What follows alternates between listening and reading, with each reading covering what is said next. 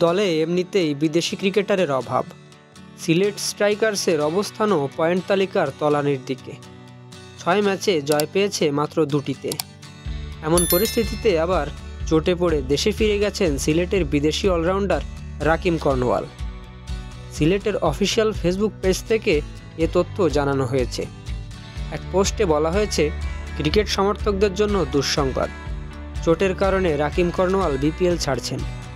ভিডিওতে কর্নওয়াল বলেছেন, বিদায় বাংলাদেশ, আপনাদের সঙ্গে আবার সিলেটে দেখা হবে। সিলেটের হয়ে বিপিএলে কর্নওয়াল ম্যাচ খেলেছেন 3টি। সেভাবে যে পারফর্ম করতে পেরেছেন তা কিন্তু নয়।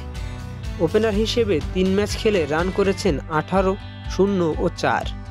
ব্যাটে রান না পেলেও বল হাতে ভালোই করেছেন। নিজের খেলা 3 ম্যাচেই বোলিংয়ে ওপেন করেছেন কর্নওয়াল। উইকেট নিয়েছেন 4টি। সিলেটে বড় কোনো বিদেশি তারকা ছিল না।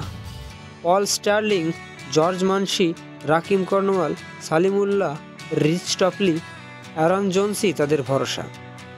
কর্নওয়াল ছিটকে যাওয়ায় এখন দলের দায়িত্ব বাড়ল অন্যদের।